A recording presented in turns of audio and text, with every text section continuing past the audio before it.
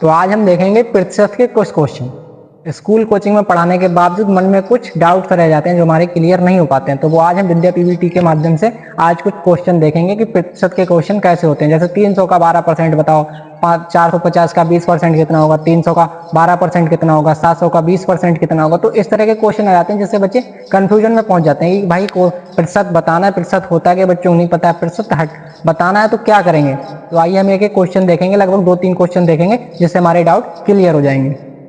एक क्वेश्चन लिखा हुआ है 300 का 12% कितना होगा। तो 300 का 12% कितना होगा, पहले तो ये बात समझ लो कि जब तुम्हें प्रतिशत बताना होता है, मतलब ये प्रतिशत का निशान हटेगा, कुछ अंकों में हमारा आएगा पूरा पूरा, जब प्रतिशत हटता है तो हमें हमेशा 100 से भाग करनी होती है। तो 300 लिख लोगे, जहां पे का आया है का की जगह पे गुणा का निशान आ जाएगा, 12 लिख दोगे। अब ये प्रतिशत का निशान हटेगा तो नीचे आ जाएंगे 100, क्योंकि जब प्रतिशत का निशान हटता है तो नीचे 100 आते हैं। अब ये 100 है, ऊपर 300 है, तो 2 जीरो से 2 जीरो इसके काट सकते हो तुम, और क्या बचा है ऊपर 3 गुणा 12, 12 तिया 36। तो 300 का 12% कितना आंसर आ जाएगा 36। अगर 12% किसी चीज पे मतलब ऑफ चलता है, जैसे दुकान पे जाते हैं भाई है कि जूते पे 20% ऑफ चल रहा है, कपड़े पे 15% ऑफ चल रहा है, तो उसकी एमआरपी पे तुम निकाल सकते हो, जितना भी आंसर आएगा वो उसमें से माइनस करके ही तुम्हें डिस्काउंट मिलेगा। ये डिस्काउंट होता है मतलब परसेंटेज। इसी तरह से परसेंटेज निकालोगे, इंग्लिश में प्रतिशत को परसेंटेज कहते हैं। अब दूसरा क्वेश्चन देखेंगे हम, 500 का 30% कितना होगा। अब क्वेश्चन आ गया 500 का 30% कितना होगा।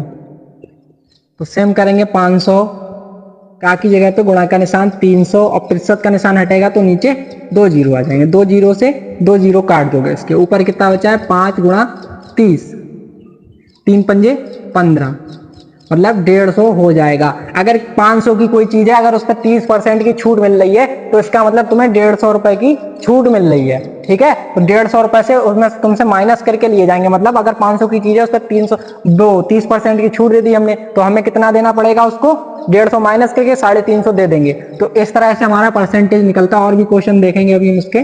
तीसरा क्वेश्चन देखते हैं, 450 का 20% कितना होगा।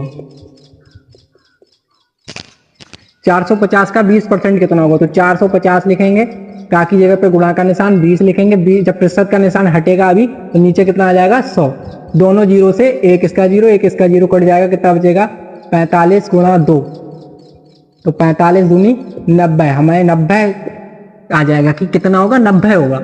इस तरह तो क्वेश्चन देख लिया, ज्यादातर हमें एमआरपी 99 में मिलती है, 499 399 ऐसी मिलती है। तो इस तरह के भी क्वेश्चन हम देखेंगे, मतलब सेम वही प्रोसेस करेंगे, जितना भी निकालेंगे उतना निकल जाएगा। जैसे क्वेश्चन है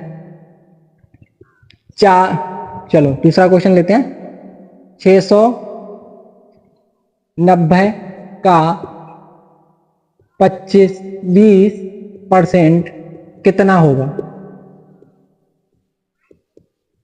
आप दुकान पे गए, दुकानदार ने कह दिया भाई कपड़े पे 25% ऑफ चल रहा है, 20% ऑफ चल रहा है, उसका मतलब बच्चे नहीं समझ पाते हैं। हालांकि समझना कुछ भी नहीं है कि जितना भी निकालो, जितना आंसर आएगा उसमें से वो तुम्हारा माइनस कर दिया जाएगा, जितना शेष बचेगा उतना तुम्हें देना होगा, लेकिन वो हमें निकालना आना चाहिए। कैसे निकालेंगे, तो 690 हम लिखेंगे, का की जगह पे गुणा का निशान लगाएंगे, 20 के बटे कितना प्रतिशत का निशान हटेगा 100 आ जाएंगे। अब 2 जीरो से इसके 2 जीरो काट दो, कितना बचा है 69 गुणा 2, इसकी गुणा करेंगे, 9 दूनी 18 के 8, हाथ से लगाए 6 दूनी 12 1 13।